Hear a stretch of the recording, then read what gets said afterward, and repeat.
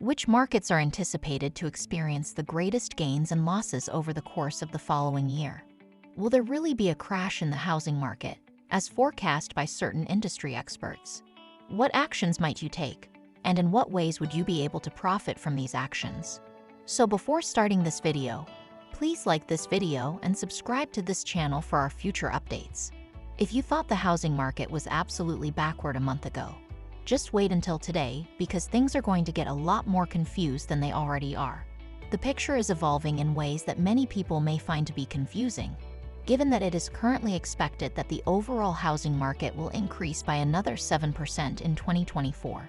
The housing market is at a crossroads as a result of recent events, such as a credit downgrade for the United States, a massive transfer of wealth, and reports of fraudulent employees being utilized to collect extra wages. Now that we have that out of the way, let us get into the latest information regarding the reasons why the housing market is poised to see yet another move that has never happened before. 2023 has been a year in which the housing sector has shown a remarkable capacity for resiliency. In July 2022, just more than a year ago, the housing market was displaying indicators that it was unlikely that a severe crash would occur at that time. The cost of a home has been steadily increasing over the past few years, with price hikes of 7.1% in 2017, 5.5% in 2018, 6.2% in 2019, and a staggering 29% in 2020, followed by subsequent price rises of 18% in 2021 and 10.2% in 2022. It is interesting to note that the year 2023 is the only one in which prices have remained relatively stable, with only a fall of 0.5% occurring from May 2022 to May 2023. However, there is a catch. Prices have just begun to show signs of increasing again. The most recent available data indicates that prices are currently 3.2% higher than they were 1 year ago. It is important to keep in mind that historically, real estate prices have a tendency to climb by an average of 3.8% per year. While it is true that annual rises of this type are unsustainable in the long run, it is nevertheless important to keep this fact in mind. This speed typically corresponds to the rates of inflation, plus an additional 1 or 2%.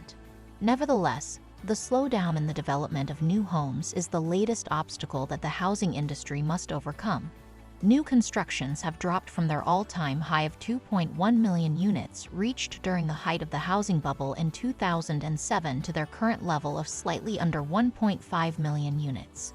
This number is even lower than the quantity of new construction that took place in the 1990s.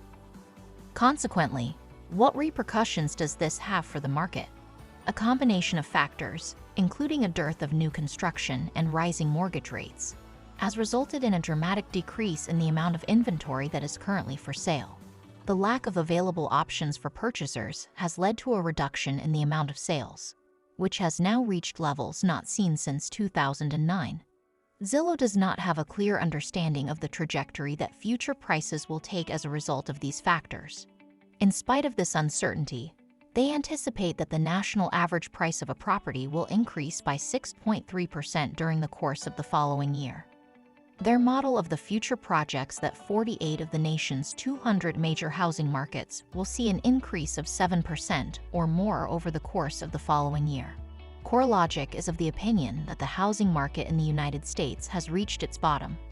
According to the housing study they released in August, they estimate a year-over-year increase in home prices of 4.3%. Even though this average takes into account states that have suffered annual decreases, the majority of these drops have been documented in the Northwest region.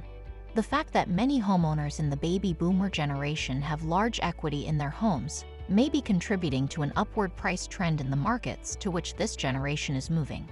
The fact that these homeowners are able to sell their homes at record high prices puts them in a stronger position to buy another property at prices that are comparable to the previous one, which in turn keeps prices high. This attitude is echoed by the American Enterprise Institute, which projects a growth of 6% in 2023, followed by a growth of 7% in 2024. The robust state of the economy contributes significantly to the accuracy of this forecast. Consumers are feeling more confident as unemployment rates remain low. More people are finding work remotely, which expands the pool of potential buyers. and rate-locked homeowners are less reluctant to sell their homes. Since they reached their all-time low in 2020, mortgage rates have seen a considerable uptick, and they recently reached their highest point in 23 years. On the other hand, a recently published analysis suggests that the most likely explanation is that homeowners are simply not interested in selling their homes. Incredibly, only 20% of homeowners whose mortgage rates are lower than this threshold have put their homes on the market, and 47% of homeowners whose rates are higher than 5% have done so. When you consider the impact that rate swings have on monthly payments, the relationship between mortgage rates and selling intentions becomes much clearer. Mortgage rates refer to the interest rates that borrowers pay on their home loans. These rates can fluctuate over time due to various economic factors. When mortgage rates increase, the cost of borrowing money to buy a home also increases. Conversely, when rates decrease, borrowing becomes more affordable. For instance, if you purchased a home with a fixed mortgage for 30 years at a rate of 3%, your new payment would immediately increase by 40% as a result of increasing interest rates. In light of this, an analysis indicates that homeowners would think about selling their homes if the rate of their mortgage dropped to between 4 and 5%. To that moment, it is likely that the combination of a short inventory and high demand will keep prices at an inflated level. There is some cause for cautious optimism regarding the housing rental market. The average asking rent prices rose by $10 per month from June to July, which corresponds to a rise of 3.6% from the previous year. Although at first glance this may appear to be cause for fear, further investigation reveals a more optimistic perspective. Prior to the pandemic, rent increases were occurring at an annualized rate of 3.9% on average. This indicates that the present rate of rental increase is lower than the average rate seen throughout history. In addition, it is anticipated that rents will continue to fall because of the unprecedented amount of multifamily apartments that are currently under construction. This unprecedented boom in development over the past 50 years is likely to put downward pressure on total rental costs and is unmatched in its scope and scale.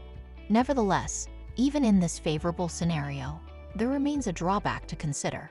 As a result of the increased expenses associated with building, it is possible that persons with lower incomes may no longer be able to buy these new flats, which will instead cater primarily to those in the luxury pricing bracket.